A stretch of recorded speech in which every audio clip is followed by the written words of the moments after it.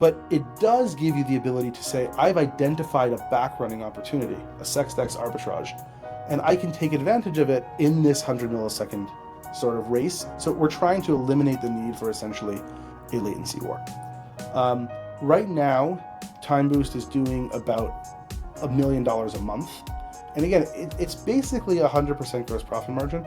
I wouldn't call it 100% gross profit margin because we actually, and this is again one of the theses, we actually are getting less transactions and less spam, which is really actually healthy for the network. GM, we're live. Welcome to another episode of Bitcast. I'm your host, Jason Kam, aka at Maple Leaf Cap. Today is July 16th, 10:30 a.m. Hong Kong time. Bitcast is being live streamed to BidClub members. Questions are from the members and my own. This is not financial advice. Today, I'm speaking with AJ Warner, the Chief Strategy Officer of Offchain Labs, the builders of Arbitrum. AJ, welcome. Hey, Jason. Thanks so much for having me. Really excited to do this with you. Yeah, it's fun. I've seen a few of these go out already with you and other hosts. Let's start with the Arbitrum expansion program, the AEP. Maybe some housekeeping questions first, and then we'll get to Robinhood.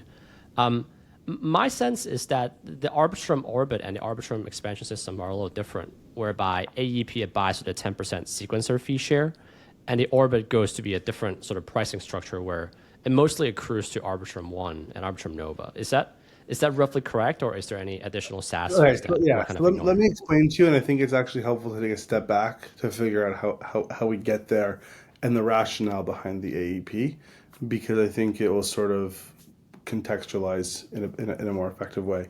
What Arbitrum and a lot of the roll-up stacks and products are doing are they're launching their own version of a public chain, right? So like Arbitrum 1 is a public chain, OP mainnet, Polygon POS, zkSync Era, for example, Starknet.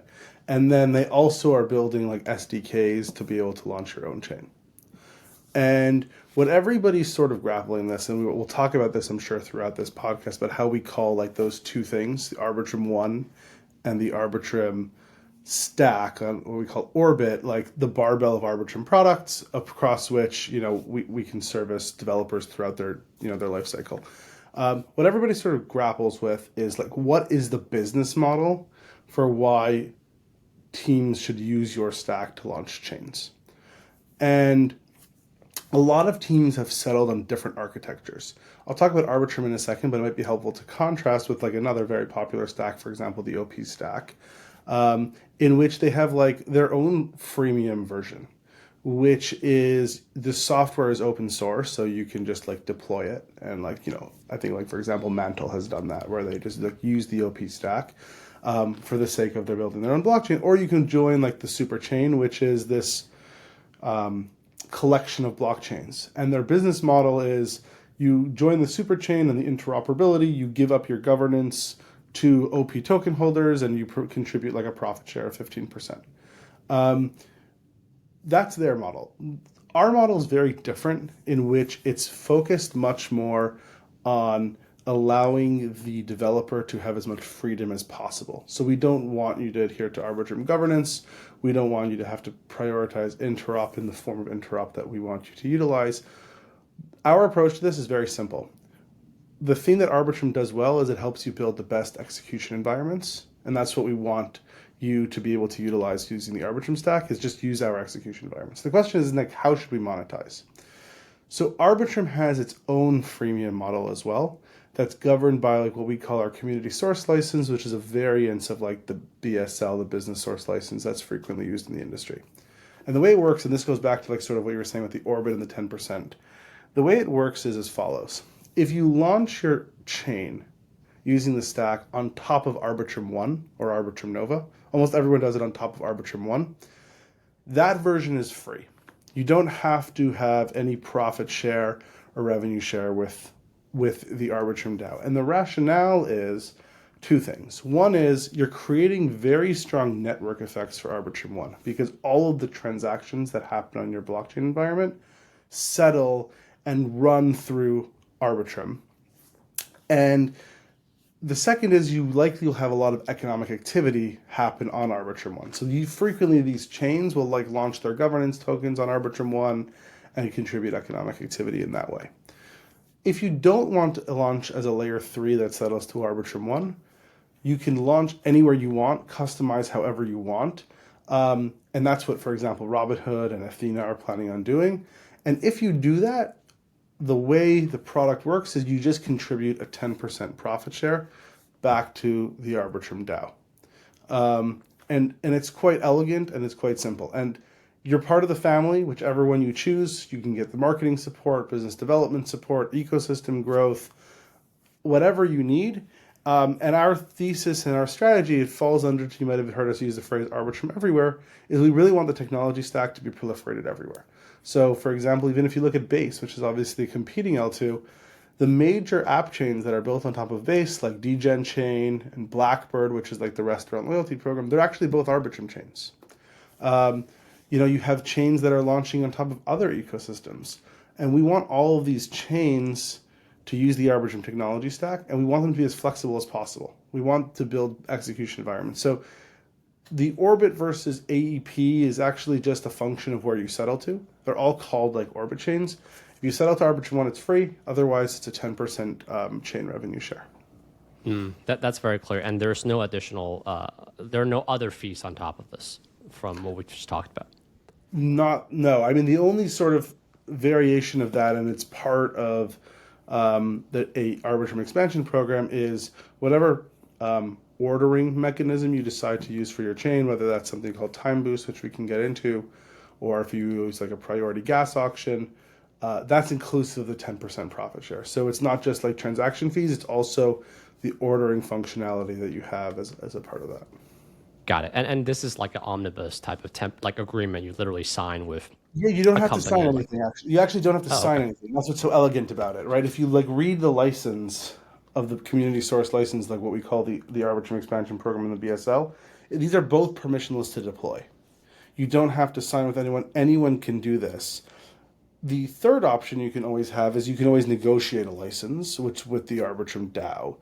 In reality, nobody's done that because it's like a pretty reasonable economic relationship. There's a free version, there's a paid version, and it's not like such a predatory, fee split anyway. So to date, nobody's sought their own license, but in theory, you can say, I'll contribute 10 apples. Can I have a license? And if the Arbitrum DAO approves it, you can get it. But, every Orbit chain has chosen one of these two paths. Got it. So even with the case of, accident, but even with the case of ethereal like Plume or even Robinhood, like they cannot circumvent, let's say, the 10% take rate on TimeBoost, for example. Like they took the entire license as is. Yes, that's right. They don't have to use TimeBoost, to be clear. But if they choose to settle not to Arbitrum 1, then they're subject to the Arbitrum expansion program. Got it. Well, this is a good segue because it's a very comprehensive, fee take then on all of these chains that are built using the Arbitrum stack. And the most prominent one, I guess what people want to talk about today is Robinhood. Congratulations on signing the deal. Thank you. From the other pods that you have done, it would seem like they really sided with you and sort of agreed on a contract with you on mainly three reasons. One is it will allow them to be very first to market very immediately. Secondly is sort of they really believe in the tech that you've built. And three is the flexibility and the depth of the technology that you sort of offer. Is that roughly the right characterization of why they sided with you? Yeah, I think, obviously I would say they could have collaborated or worked with any blockchain teams had they wanted to. I mean, I think personally, we can talk about why I think the most exciting thing happening in the industry right now for like very particular reasons. I think that if you look at the Arbitrum platform and not just Orbit, if you look at the entirety of the Arbitrum platform, it offers a lot of flexibility across a number of different dimensions that I think were very important and relevant to them. And I'll sort of walk you through it. They went live with their product for tokenized stocks for Europe, in case your users are not familiar, June 30th. That is something that they've been working on for a very long time with European regulators. They wanted to focus on make sure that they have expansion of their user base of their app as quickly as possible. Obviously, ETHCC happened in Cannes, and it was a great opportunity for them to launch it. the chain was not going to be ready had they wanted to launch their own chain. So Mm, for them, they knew that like this is going to have to be on a public blockchain on June 30th, 2025, like come hell or high water, because that's what they needed. And that they could have launched on a number of different public blockchains that would have been like, a reasonable place to deploy. I would say like there's probably four or five sort of core economic centers or like financial activity on chain. I would say Arbitrum being like one of those, and obviously, and a number of others. But Arbitrum is the only one that offered them both products. When I say both products, I mean a top five chain by economic activity and also their own blockchain. And even though like there might be like in order to get this migration, you're going to have to do some work to get like a migration of assets. It's certainly a lot easier technically once you're already familiar with the same stack. They're not mm, working with different teams, they're working with the same team. They're both EVM. They both have sort of the same wallet architecture. Like there's a familiarity that will allow them from a product perspective to hopefully as seamlessly as possible transition. Again, like they have the same team that is familiar with both the Arbitrum One product, the Arbitrum Orbit product, obviously in our engineering and product teams that are going to be there to assist them. So like that migration path as they continue on this journey is something that was uniquely something that we could offer because, like I said, there's plenty of stacks that are very popular and there's plenty of chains that are very popular, and Arbitrum is uniquely positioned to offer both of these. The other thing that they really liked about Arbitrum, and again, it goes back into really what Robinhood's doing, which I'll talk about in a second, is that we have EVM compatibility. And I think that that is one of the most important things in the crypto space. I would say, obviously, I think the Solana VM is probably like the second most adopted, but if you really look at like just the core collection of community of developers, like the EVM is still significantly the most adopted, but they're not limited to the EVM. And what I mean by that is at Arbitrum, we have something called Stylus. And Stylus is really important because, for your listeners that are not familiar, it's Arbitrum has full EVM compatibility, but it actually has a second virtual machine that sits side by side called the Stylus program. And Stylus enables you to write on Arbitrum in Rust, C, and C++, and other languages. And it's not like you have to choose when you deploy an Arbitrum chain that, oh, I want to write in Solidity or I want to write in Rust. You can write an application that's 60% Solidity, 30% Rust, 10% C, and have that all work together and still fully compose with an application that's 100% written in Solidity on the same chain. And this was important because when you think about what Robinhood's trying to do, they're not trying to build a crypto product. They're trying to build and grow their traditional product using crypto rails, right? So like their tokenized stock product is not intended to be something that they offer to the crypto users. They are using their application to be powered by crypto rails. So that's important because traditional developers who might want to, either write, or utilize the Robinhood APIs or co-locate with them on the chain, they might not be Solidity developers. They might only know Rust, or their financial, systems, their legacy systems might be written in C, and they have that flexibility to appeal to crypto native developers who like Solidity, and also traditional developers and enterprise organizations that utilize Rust. So I think that was also a very critical distinction, again, that is uniquely offered by the Arbitrum tech stack today. There's no other tech stack that allows you to do both of those things in the same blockchain environment. mm. In a sense, they don't have any other choice. I mean, they could have, right? Because they, in theory, did not have to launch their own chain, or they Mm, could have delayed the product launch or went to a public chain that was and then migrated to a different stack, right? I think that you always have choices, but I think for this was a very logical, collection of product offerings that like really worked for them. Um, but yeah, I mean, they were really excited about this. We've been working really closely with them for a couple of years now. mm. We've collaborated on things in their wallet. We've had a really good working relationship. I've probably known Johan, who's like the GM of crypto there, for about a little more than 2.5 years now. So Yeah. uh, And has this kind of migration occurred before, going from Arbitrum One to like their own chain? yeah, there's Anybody's own chain? yeah, there's a number of teams that have done it. Like Proof of Play, which is like a fully on-chain game. They started on Arbitrum Nova, and then Mm, they actually didn't even build one chain. They've got two Arbit chains. because Huh. they're posting so much data on chain that they actually had to have a couple of different environments. We see this like pretty frequently with a lot of organizations that um, like Athena, for example. So Athena is obviously, USDEs on a number of blockchains. I would say Arbitrum is not its core home, but it has, some of its liquidity there. But they're now building a chain with Securitize, which again, Securitize also utilizes Arbitrum for its BidClub product and other products that they offer in partnership with BlackRock. But they're building their own chain using the Orbit stack as well. And a lot of the customization, for example, that was one of the reasons why they chose the Arbitrum stack, right? If you look at the Mm. different environments, like I said, like some have a model around governance, other teams governance controlling your chain. With Arbitrum, it's like we're going to work with you to build an architecture for the blockchain that works best for you. And that was, I think, one of the core reasons why they really liked our stack. So we've seen a number of teams go through this migration strategy.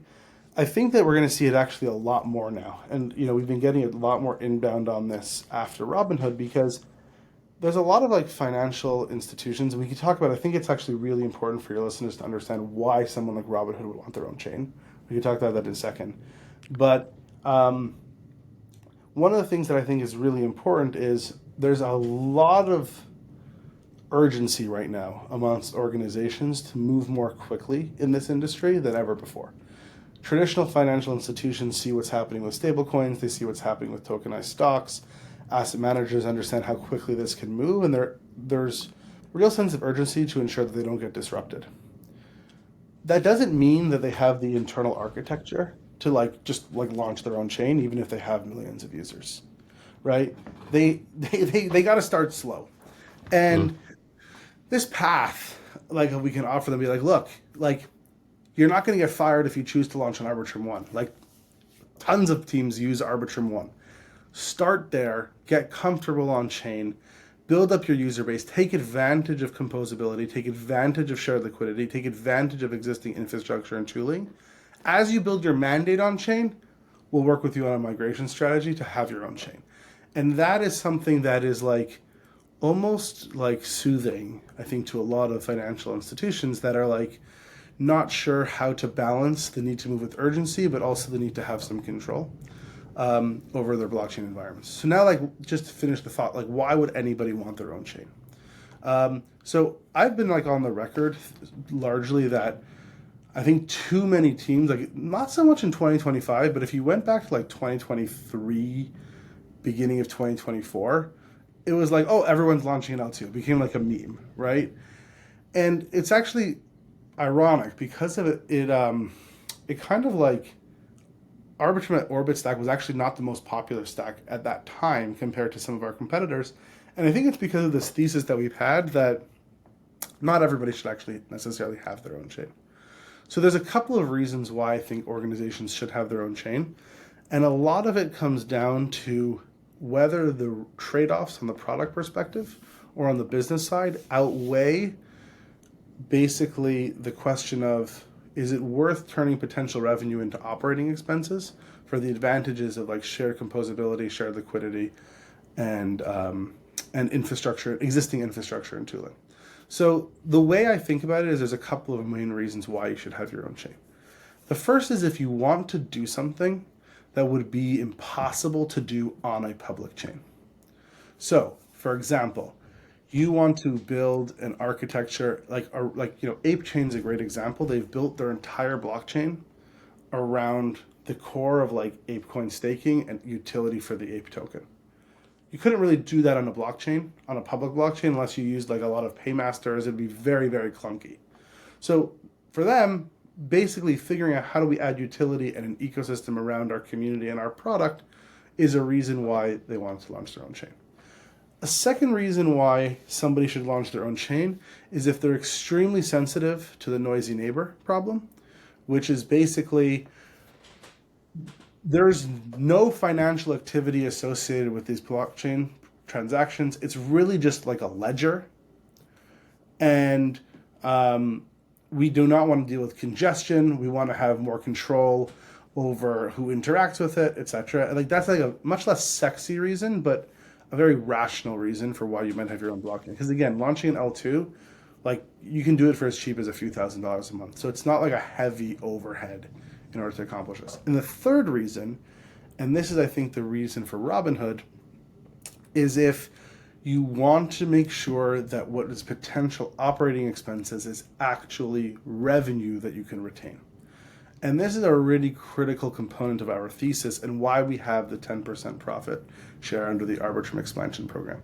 Because if you think about it, right, every blockchain, whether it's Ethereum or Arbitrum, Solana, BSC, we all have like users, but our users are not necessarily, even if they were a lot of users, they don't convert into like users who will download and KYC the Robinhood app. Robinhood's success on the app side, we can talk about like the tokenized stock distribution, but on the app side is going to be a function of their ability to just continue to grow their business globally, right? For them, they're not really relying on Arbitrum for users. It'd be great like if we help them with marketing and help them get more users, obviously, but like they'd be lost if like their core strategy was like, oh yeah, Arbitrum is going to bring us users, right? Like they've got their whole strategy. They've done a really good job in North America. They're rolling this out to the, to starting with Europe next. So when you do a transaction on Arbitrum or on every L1 or L2 architecture, the transaction fees do not go to you. They go to the chain operator or the collection of validators if it's an L1. So that is all expenses. And for example, if you're trying to, let's say, abstract fees from your users and you're paying fees on behalf of them, that all turns into operating expenses. The way L2s work, you basically have, for every transaction, let's just for an example use transactions cost $1, about 7% of the transaction fee is paid to Ethereum L1 for security, and about 93% on average is what you get to keep. So you can turn that, if you're charging your users, you can turn that into another revenue source. If you're going to build a blockchain that people are co-locating, that turns into additional revenue for you, right? And all of these reasons are things that they would get to keep. So if your user base is not reliant on existing composable infrastructure, the L2 architecture of launching your own chain is an incredibly promising tool. It gets compounded also, though, when you think about sort of how MEV works and how it might relate to businesses like Robinhood, right? MEV is almost like the traditional parallel to what you might call like payment for order flow, for example, or some other architecture like that. And if you are on a public chain, regardless of whether that chain uses first come, first serve, or priority auction fees, or something like TimeBoost, you do not get to internalize it. The chain's validators or the chain itself will internalize it. If you are the chain operator, you can choose whether or not MEV is something you want to have as a revenue strategy, and if it is, you can choose to keep it. So like that is a hugely critical component of this for a number of like financial organizations and operators. So again, that's a big reason I think why the L2 architecture in particular is extremely exciting for people who want to launch their own chains. You don't have to launch a token.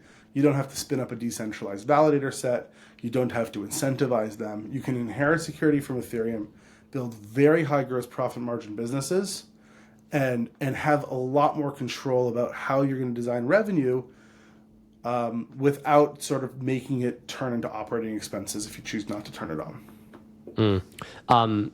That's good. That's a good, piece of information. I suppose for the Robinhood chain itself, like you said, it was immediately obvious, at least, that the MEV capture through TimeBoost should be on a set of validators that they enshrine. Most likely going to be high-frequency firms, as well as things like Citadel. That is very similar to their business model that they already have. In addition to them internalizing the sequencer fees that they are kind of probably going to pay for the users anyways, but now they don't have to, or they can capture part of it, which is kind of commission that is paid by the market makers anyways. Aside from those two things and the benefits you talked about, like when you spoke with Robinhood, is there any exclusive features that you think they would demand that only they have, or are there any other things that are sort of highly relevant to sort of what they want to build out in the Robinhood chain itself?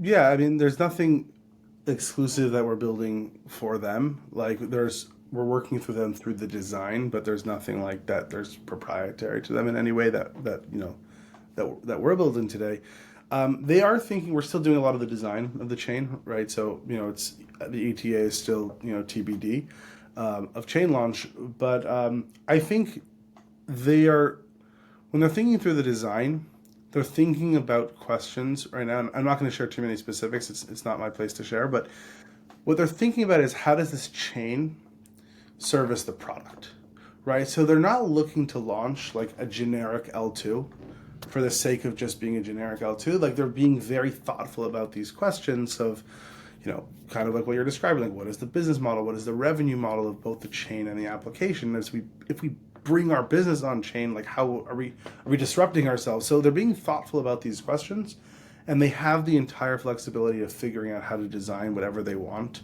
to be associated with that. So again, I don't have any specific features that I'm going to say like this is going to blow everyone's mind that it's only going to exist on the Robinhood chain. Like it might end up that way, but there's nothing that I can share right now. But I would say that instead of it being like a generic chain that looks like every other chain, like they're thinking through some design questions about how can the chain service the product. Yeah, I mean, it would really sound like like no fees, like all the features you would need for essentially limit order book L2, low latency, like priority cancel for order cancels, like those kind of things will all be in there. Plus KYC ML, plus fee capture, plus enshrined, because it just seems logical, and when they scale up, it would be a huge revenue generator if they push users and volume through this layer two, if I'm thinking about it the right way, and you would get 10% of it. Yeah. The way it's designed. Again, however they design, I'm not going to comment on some of the features you said because, Okay. again, honestly, like I'm not even sure myself yet. Like we're still having conversations and being supportive of their decisions. So I don't want to like sort of tell something to the users that might change in 3 months, and then people are in for a surprise. But yes, the Arbitrum expansion program would apply sort of irrespective of how they design that. How soon do you think they can get this up and running? It's a great question. So, I mean, if you wanted to like launch a plain vanilla chain tomorrow, you could. That's like the nice thing about the Orbit stack. The other thing is, and again, I think this isn't critical, is like the fact that like their core app is live on Arbitrum 1 takes a lot of the time pressure off, right? Because, like again, like they're not in it for like today or tomorrow. They obviously have a business that they expect to last decades, and they want to make sure that they're building the architecture correctly. So, it almost goes back to the same point of like I think that the fact that the product is live is soothing to them to make sure that they get this right. I think it depends on the complexity of some of the features that they want to design and implement, and then also just like standing up a chain and getting all the infrastructure ready takes time as well. They announced it to the world 2 weeks ago. If you think about like oracles, wallets, tooling, RPCs, all these things, you have to sort of get them ready for the chain. So I think like everyone's excited to move, but it's not my position to share a time. Understood. But I guess is it quarters? Is it years? Is it? I don't think. No, you can't say anything. I'd be surprised if it was years, but I don't know how many how many quarters. Because again, like they really didn't talk about this until they were ready to announce it on June 30th. So I think all the work is getting started now. Yeah.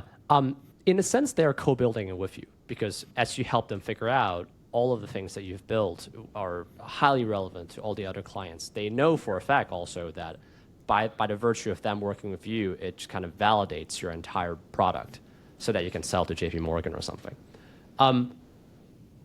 It's a tough question. You don't have to answer if you don't want to, but like, is it a tough conversation when you're dealing with them about this future fee share?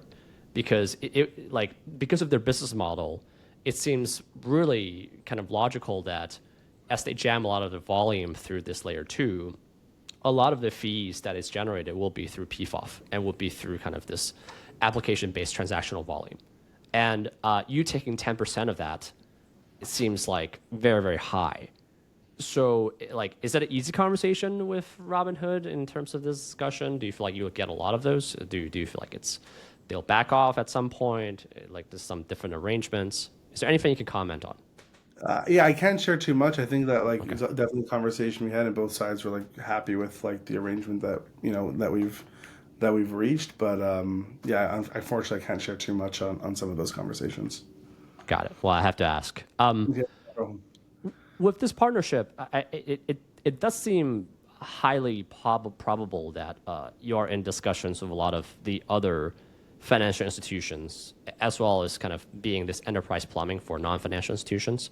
It would seem like it's highly relevant for these businesses. Um, Maybe give me an example on like how has the conversation picked up? How does that reflect on Arbitrum's future? Like, is your pipeline exploded from like 10 to like 100? How does that look like today? Yeah, it's a great question. So we've seen a huge uptick, I would say, since the election. Like just generally, obviously, people weren't aware of Robinhood until about 2 weeks ago. So there was generally a huge uptick, I would say, with enterprises, stablecoin infrastructure, cross-border payments, financial institutions, and like fintech generally. I think responsive sort of to the change in the U.S. policy towards crypto. So that's like sort of I would say what got the ball rolling. We've seen, I would say, I don't know, how my peers have seen this post Robinhood. We've definitely seen a lot more inbound and excitement for the Arbitrum product as well. A lot of that, I'm sure, is attributed to obviously to our announcement with Robinhood, but I think it's also sort of it clicked in a lot of people's minds the power of the Arbitrum platform as a function sort of this Robinhood case study in the sense that like launch an Arbitrum one, get moving quickly, take advantage, and then like have that flexibility without changing technology stacks, without changing relationships to be able to continue on that journey. So I think that we've probably seen a significant uptick. I think like, my guys on the fintech and TradFi partnerships team have had their hands full and I've been, chipping in. But a lot of those conversations were starting even like 6 months ago post election, but you know, it's been cool to see sort of instead of me like explaining the Arbitrum value proposition, people just kind of getting it. But again, even like, the Securitize Athena partnership, we announced that a few months before. I think that's, an incredible, organization and, collection of talent and builders that we're working with there. So it's not like this came out of the blue. Like we've been pretty focused on attracting the best asset issuers and crypto native builders, that we think are entering the space. Yeah, I guess these things always take some time. 'Cause it's like a B2B sales conversion cycle almost. Like, I guess another way to ask this is there any way to quantify the heightened interest, like in terms of dollar pipeline, backlog, or to put another way, is there any way we can expect like five more, two more kind of actors working with you on the same scale as Robin in the next couple quarters or so? I don't want to like promise anything, but Yeah. we've definitely had like a lot of conversations with like major organizations. But again, their interest in crypto can change, their interest in Arbitrum can change. So, I Mm. don't want to sort of like, make promises that I won't be able to uphold, but we've seen immense excitement for the Arbitrum platform. But again, I don't even know if it's just because of the Robinhood partnership. I think it's more than that. I think it's really the platform and what like, and like I think people understanding, becoming aware of like their ability to own the chain, people understanding.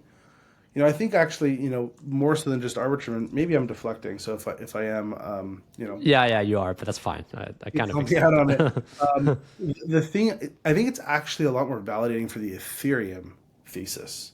And Mm. I think that, that's actually opened a lot of people's eyes about the Ethereum strategy, which is these enterprises and fintechs and financial institutions, they're going to come on chain and they're going to expect, if they're bringing the users, if they're bringing the assets, to own the economics. And Ethereum's model of allowing that to happen without sort of overwhelming the economics by allowing sort of that L1, L2 architecture, I think has been in many ways very validated as well.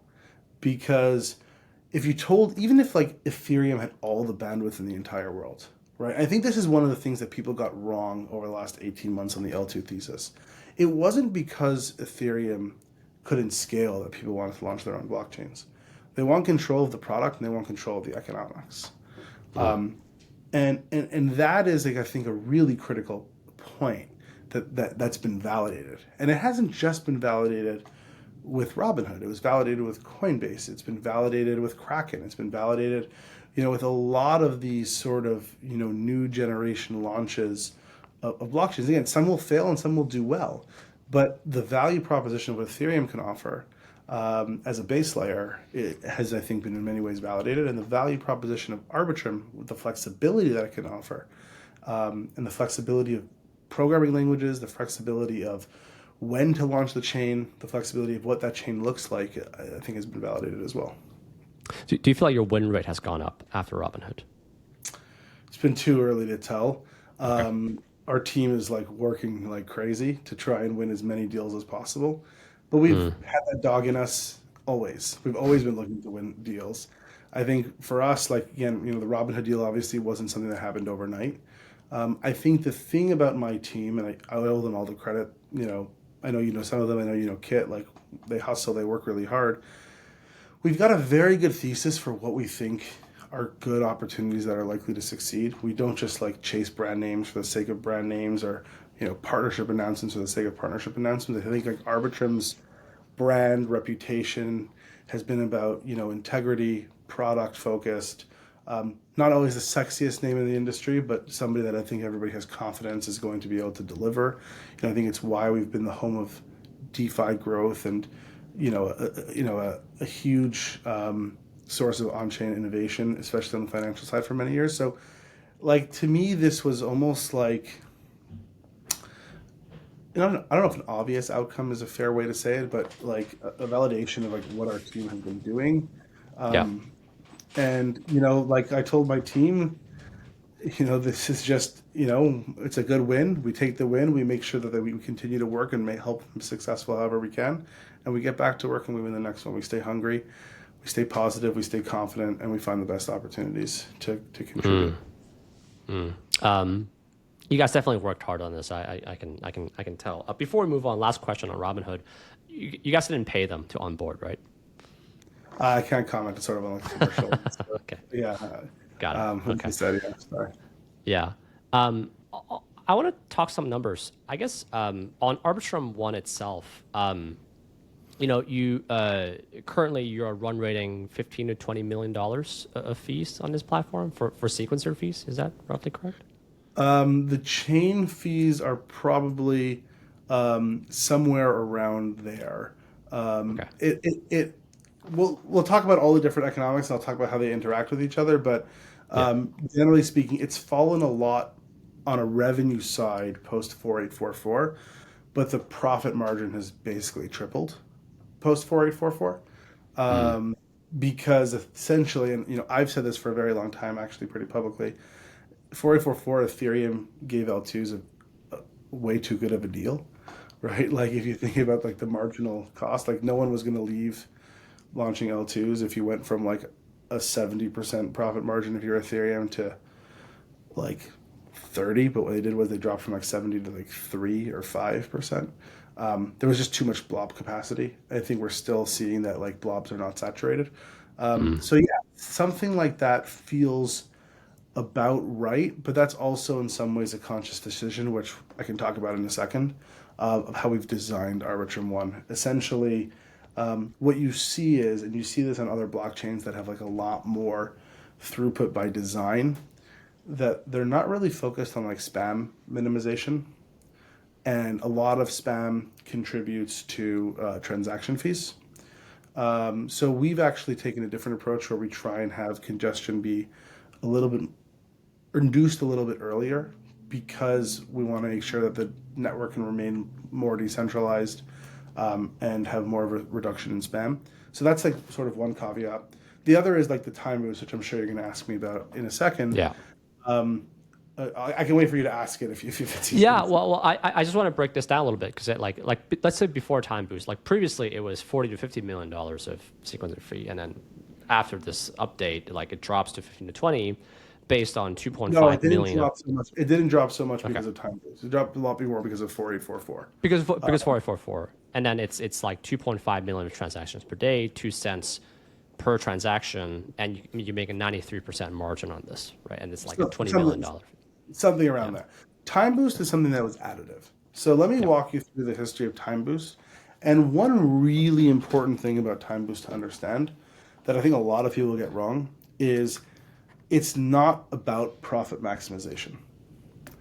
The thing that we use TimeBoost for is trying to find the best balance between user experience and value captured by the chain. So let me walk you through some of the history of the different like MEV architectures that you see in L2s. So Arbitrum before TimeBoost went into effect, which was like 3 months ago, I think today actually, it operated on a first come, first serve model, which basically means that the first transaction that's received by the sequencer is posted on chain first, irrespective of any tips or anything. It was essentially a latency war. The problem with that model is that it becomes essentially a latency war. So what happened was you had, hundreds of people trying to co-locate with the sequencer, spam the sequencer to get their transactions in as quickly as possible. And in many ways, the biggest beneficiary of this architecture was actually like AWS, essentially, because there was so much transactions trying to hit the sequencer as quickly as possible. So that's first come, first serve. That's Arbitrum pre-2025. The other very popular architecture is something called a priority gas auction. Ethereum uses it. OP stack chains use it. The problem with priority gas auctions are it's a much worse user experience. The bigger the blocks, so for example, OP chains are 2-second blocks. For context, Arbitrum chains, and this is like a popular thing now, but Arbitrum's had this since 2021. Arbitrum chains are 250 millisecond blocks. Those chains, the bigger the blocks, the more value you can get on an auction. So the way a priority gas auction works is you pay to be at the top of the block, essentially, right? And when you do that, you have the ability, if there's a public mempool, you can front run transactions. I'm sure you know this even better than I do. I don't know why I'm educating you on this. But the more value you can capture is a function of sort of the economic activity that you can front run. And the bigger the blocks, right? But the problem is big blocks or slow blocks are bad for the user experience, right? Like users waiting for 2-second block times versus 250 millisecond block times, irrespective of what they're doing is an order of magnitude difference essentially. 250 millisecond block times with a priority gas auction is significantly less valuable. Right, and you're still auctioning. So what we wanted to do was, how do we think about a mechanism to make sure the user experience can still be really snappy? Because again, there's a lot of users that don't participate in MEV. They're just buying an NFT on OpenSea. You know what I mean? Or they're just doing a swap and they're not really thinking that much about sort of sextex arbitrage or anything else. So the priority features that we had were we want to make sure that users are having fast response times. We want to make sure that they're not getting front run. These are the critical questions that we wanted to make sure we can accomplish. And then we wanted to figure out how do we internalize other forms of MEV that are inevitable. So for example, backrunning, right? Because a lot of these latency wars, we're trying to capture, a sextex arbitrage backrun opportunity. So what we did was with TimeBoost, was we built this mechanism. And the way it works is every minute there's an auction. And it's a second price auction. So what, just for people who are unfamiliar, what a second price auction means is if I bid $100 and Jason bids $80, I win the auction, but I only have to pay $80. Right? So it's like everybody's incentivized to bid the maximum that they think it's worth to them so that they don't look foolish if they way overbid, essentially. And every minute there's this auction that says you have the ability to have a priority of 100 milliseconds on your transactions without seeing transactions that are essentially in the mempool. So this 100 milliseconds doesn't give you the ability to front run anybody else's transaction who just wants to swap ETH for USDC. But it does give you the ability to say, I've identified a backrunning opportunity, a sextex arbitrage, and I can take advantage of it in this 100 millisecond sort of race. So we're trying to eliminate the need for essentially a latency war. Right now, TimeBoost is doing about $1 million a month. And again, it's basically 100% gross profit margin. I wouldn't call it 100% gross profit margin because we actually, and this is again one of the theses, we actually are getting less transactions and less spam, which is really actually healthy for the network because we're internalizing this way. So that's why I would say it's not precisely 100%. But to date, we've actually still seen very limited utilization of TimeBoost in the sense that there are really three core participants of TimeBoost today. We're working to obviously grow it, and most of them are trying to chase the same types of economic opportunities. As that grows, as the different reasons why you would utilize TimeBoost, as more people become aware of what TimeBoost is, and again, for your listeners, it's actually really easy. Like our docs show how easy you can get up and running on utilizing TimeBoost within a day if you wanted to take advantage of it. It's just really early. It's like a 3-month-old product that's like not on any other blockchain. So it's like if you're familiar with PGA, that works on like 100 blockchains. Like this is something new and unique for Arbitrum chain. So that's a little bit about the economics of TimeBoost. And I guess you are a little worried about it being operated by like 3 actors or 2 to 3 actors. Like it's going to go up. Worried I wouldn't say worried is the right word. Yeah. I just think it's like underutilized, meaning we've seen price auctions where like one bidder has bid hundreds of dollars and the other one bid Yeah. 6, right? And the delta, I mean, if there was 10 participants, the delta between those two for sure would converge closer to like, the market equilibrium of, what the economic opportunities are. But also I'm sure there would be other forms of, SexDex arbitrage is a typical one that people are using. But, if we had more token launches on Arbitrum 1, for example, I think it might be utilized in a totally different way. Or if there were, other economic things occurring. For example, the entropy guys who contribute to the Arbitrum DAO are pointing out to me that it looks like one of the new TimeBoost participants is utilizing it for liquidations, like trying to get prioritization on either some sort of liquidation. So again, there's different strategies for why people would utilize this thing, and I think that we're just extremely early in sort of that experimentation. And when you say underutilization, because it basically doubles your sequencer fee revenue, right? It goes from 50 So to far, 20 to even like, at its current utilization, it's essentially doubling.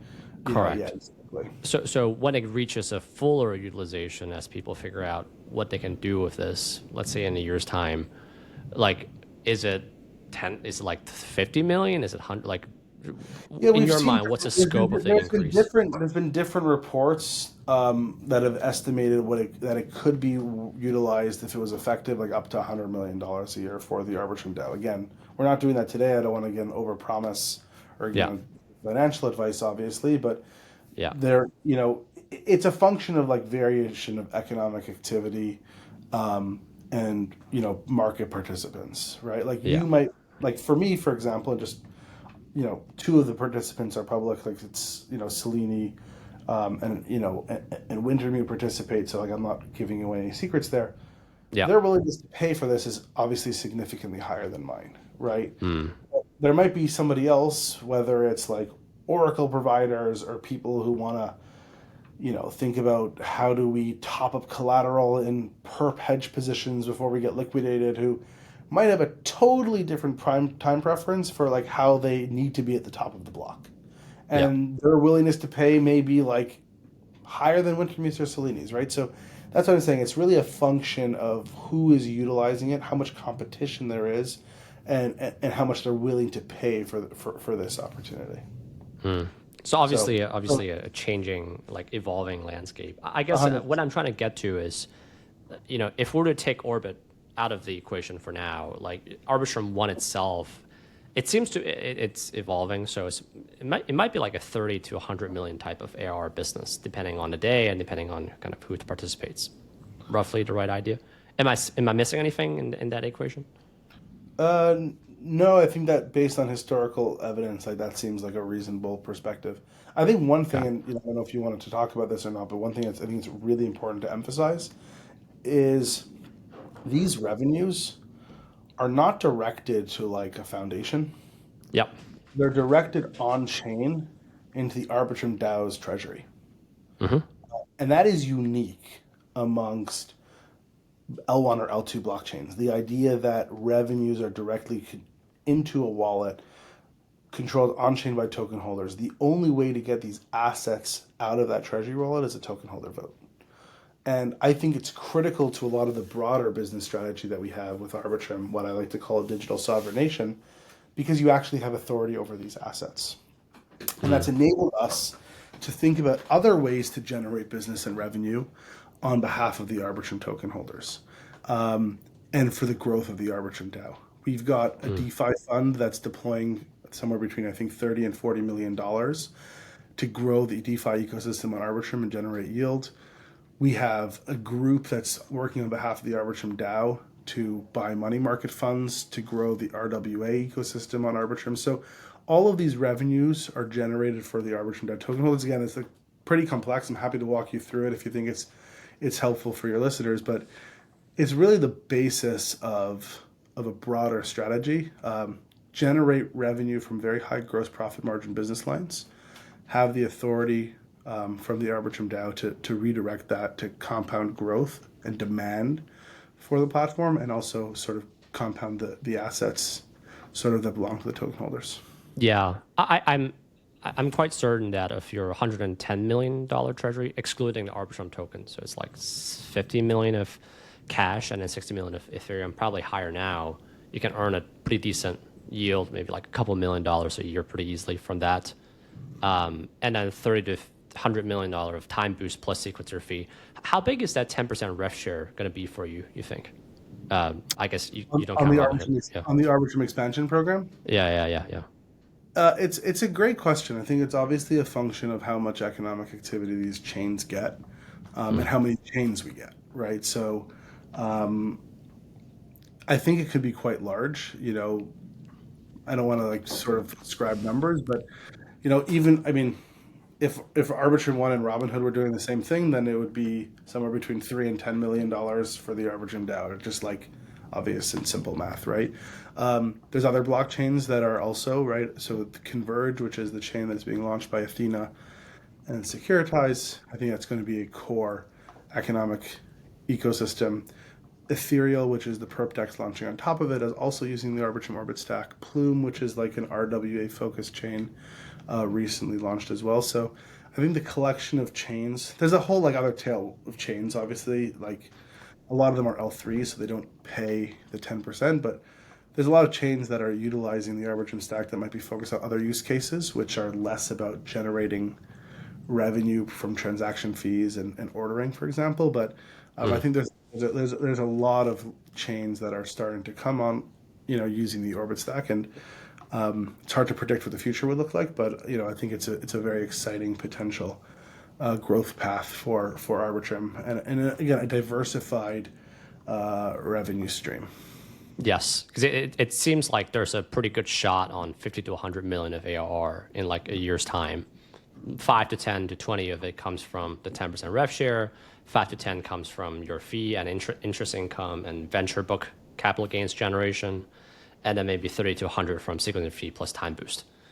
Am I missing any stream of cash flow to this entire business? Maybe in the next year or so. Yeah, so I couldn't follow everything you were saying, but I'll tell you what the Yeah. core themes are. Yeah. So, the three, what I like to call are like that are generated from like our quote unquote natural resources are transaction fees on Arbitrum One, the time boost fees generated, and then the fees generated by the Arbitrum expansion program. Those are like the three core inputs that grow the treasury. Then what we do with those funds, or what has historically been done, you have the team that's focused on what we call STEP, which is the RWA strategy of diversifying the treasury into traditional assets. Like they started with money market funds, Yeah. probably earning around 4 to 5% today on those. That's one line. Then you have the team that's deploying assets into DeFi, the first tranche was, I think, 7,500 ETH, as well as about 10 million in stables. That's like currently getting deployed. So whatever they're going to earn, I think they're targeting between 5 and 7%. They've got a pretty risk averse strategy. Mm-hmm. And then we also have the Arbitrum Gaming Ventures program, which is basically more of a venture book on the consumer side that is operating on behalf of the Arbitrum DAO. So we've got all these different strategies across liquid incubation that are intended to compound the demand. This is the key. Like the strategies of what we're trying to do with the treasury is intended to fulfill a dual mandate, which is grow the treasury and grow what we call economic zones of opportunity, or take advantage of economic zones of opportunity as the function of the technology, and grow the demand for the technology. So we want to have Arbitrum technology stack everywhere and have the right business lines in different verticals and in different categories to take advantage of the fact that our technology has been disseminated everywhere. What's the annual cost base to operate that DAO? Like paying people salaries, because it's like a 30 to 100 million ARR, and then what goes out? It's a good question. I think a lot of it depends. Like for example, like there's incentive programs that are generated. There's like human capital. I actually don't have a great number off the top of my head. I don't recall. Got it. But But the treasury dollar amount of 110, barring any capital gains, should keep going up based on the AR. Like you're operating at a profit. yeah, Okay. Okay. yeah. I mean, a lot of the yeah, like so, like for example, like the foundation pays a lot of the expenses out of like the allocation that they have, but they don't touch the revenue, right? So like they have sort of a separate pool of ARB tokens that were allocated to them. That's where a lot of like I see. salaries are paid, but they don't sort of touch the revenue that's generated by the DAO and the token holders. I see. Yeah. Okay, so the inflation, we should expect the ARB inflation to get sold by the foundation. Well, not really in the sense that I think it's already been like allocated. So the way the foundation works is very different from other foundations. So Yes. most foundations in crypto for L2s, they control the tokens that are like allocated to the community. In Arbitrum, those tokens, the overall majority of them, right, approximately 2.9 billion today, Yeah. actually belong to the sit on chain in the treasury wallet of the Arbitrum DAO. The Arbitrum Foundation was originally allocated over a 4-year vest 7% of the token supply. So they're about 2.5 years through that. But yes, there is in some sense inflation that they could unlock and utilize that for salaries and stuff, but it's much more limited in scope and controlled in your ability to model it than like they can spend the whole thing if they wanted to. Yeah. Uh, we might go a few minutes over because this last question I have for you is really important. It's extremely encouraging, I think, of the transparency you guys have committed to. Currently, I've seen probably some of the best disclosures and doing dashboards around a foundation, around a corporate that is in crypto. I think there's still a pretty healthy inflation rate or kind of unlocks of tokens from investors, from foundations, that kind of, you gave me the numbers previously, which is around 1.1 million tokens per month, all the way up until March 2027, which is Not about, percentages, not 1.1 oh, million. percentages. Sorry, so 1.1%. Okay, so that's 10% plus per year, around $300 to $400 million per annum of tokens that are coming to market. When I just oppose that with the sort of 50 to 100 million of ARR you have and 100 million of cash, and it seems like the number of tokens that's emitted way outstrips the cash flow and the treasury that you kind of already have. I guess, can you walk me through, just for the investors, because this is a question I get a lot from other liquid investors, which is, it seems like there's a lot of overhang coming, and here's the profile of the business that is really healthy. How do I jive the two together and sort of paint a rosy picture on the price performance of the product itself? Yeah, so I'm not going to comment on price, obviously. It's going to have to focus and do their diligence. But I think that there's like a conflation of two things that I think are really important. One is sort of the dynamics that you see of crypto investment and how vesting and unlocks typically work. And Arbitrum has this, and we're transparent about it, where this is X amount are unlocking over over a certain period of time. And then there's also everybody's kind of subject to that, right? Any like sort of venture backed For sure. crypto project is subject to that. There's a second form of inflation which Arbitrum is not subject to, but other blockchain architectures, particularly L1 blockchains, are, which is asset inflation for security. The nice thing about Arbitrum is whether or not, like, obviously, if the investors are unlocking, they're unlocking. What they do with Yeah. it is up to them. But the protocol does not have inflation, right? So the Arbitrum protocol can exist without ever disseminating more tokens in existence in theory, right? So if I was modeling this, I would look at this as like an event that exists, occurs. You can even count all the investor tokens as locked or unlocked. But what's actually, I think, unique and critical to understand about the L2 model is you don't have a perpetual overhang. You have like a capital markets overhang, Yep. right? In other architectures, you have a perpetual overhang because until you can turn off inflation for security purposes by lowering that inflation rate that of what you have to pay validators, it constantly exists, right? So if you look at a lot of L1 blockchains, they have their investor unlocks, and then they also have like inflation to stakers and validators for security, and it's like almost At like zero cost. At zero cost basis. Versus. as zero cost basis, right? So we don't have that, and that's one of the nice properties of being an L2.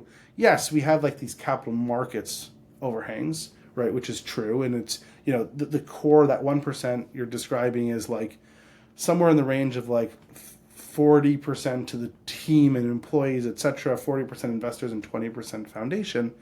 But that unlock is like a capital markets unlock that, again, it ends March 2027. So I'm not answering your question specifically, but what I'm sort of trying to highlight these, like, there's actually when people talk about like overhang and inflation, there's actually two different things, and Arbitrum's only subject to the one, which like everybody else is subject to, which is like actually very easy to model because you know exactly what it is and what the duration of it is. The other one, which is actually typically harder to model because you don't know what the inflation rate for security is going to look like. You don't know who's going to be receiving that. You don't know how long it's going to exist for. Arbitrum does not have to actually deal with, or every L2 doesn't have to deal with it. Just in terms of like, addressing the first, Offchain Labs publicly had stated that they were buying back some tokens from the market. So I think obviously we're very strong believers in the future of Arbitrum. And again, like, I don't want to comment too much on what investors are doing. I think that we've got a lot that people are excited for about the Arbitrum technology stack. And yeah, but I think that sort of that distinction about sort of the different overhangs is actually really critical to understanding the value propositions of L2s. Yeah, I think that's a good answer. By the way, I Yeah. posted it because the investors want to know, so I have to ask this. And after March 27, after the 7% runs out, and assuming it's kind of cleared out to pay for expenses, should we expect the expenses to then be borne by the DAO through cash outflow? It's a great question, right? So one thing I've been pretty public about is I hope we get to a point where instead of having to utilize more ARB to fund things, we have the ability to utilize ETH or stables that we have in our treasury. Right? Like the Arbitrum DAO today has a very healthy collection of non-ARB assets. I think that question is much more similar to what you would ask an early stage startup, which is, do you want to fund from revenue or do you want to fund from equity? I think that parallel will exist for Arbitrum. And I think the answer will probably be depending on the maturity of a lot of our revenue streams, right? If Arbitrum is generating $30 million a year in 2027, I think the answer will probably be you might have to still utilize, ARB. If Arbitrum is generating $500 million a year because of, everything's up and to the right, then you probably don't have to tap into sort of the Is that the Arbitrum. target through a Freudian slip, or is that kind of? No, I think it's just sort of I was just trying to show like different ends of Yeah. like of a spectrum, and I think it's hard to know, right? Because we've got a bunch of varied revenue streams. We're seeing hockey stick growth in adoption of the technology stack. We have a very clear business model that is derived from it. I don't know what those numbers. I really have genuinely no idea what those numbers would look like. Mm. I don't know what like TimeBoost. You know what I mean? Like I have no idea. it's a very long time. Mm. It's a very 2 years. 2 years is a very long time in this industry. If you asked me 2 years ago, we had precisely zero Arbitrum orbit chains 2 years ago. Yeah. Today we have over 100, and one of the largest companies in the world is going on chain using our stack. So Yeah. it's just impossible to imagine what I think it will look like in 2 years. Yeah. I know we're running over time. Just maybe two last questions. One quick one and one sort of longer one. Do you expect the 97% gross margin on Arbitrum 1 to change in the near future? And then secondly, we covered a lot already, I think. Like, is there anything else you feel like investors should know but we haven't covered yet? Yeah. So on the first one, it's tough because you have two competing things. The gross profit margin is a function of like the biggest thing that will change that gross profit margin is if blob space becomes more expensive on Ethereum. Ethereum is working to increase the amount of blob space, but we also have additional demand from new L2s coming on chain like Robinhood. So sort of like whichever one outpaces the other is going to be in many ways the answer to that question, and that it's going to probably oscillate. Like you might have extra supply sometimes and extra demand sometimes, so the price will be high. You know what I mean? Like that will. But I think the market dynamic is that it's important is Ethereum recognizing again. I think this is like what was misunderstood about Ethereum. Ethereum recognizes there's certain pricing power that it has because Ethereum is by far the best DA layer if it offers security at a reasonable price. But if it overcharges too much, they're going to push people to other DA layers, right?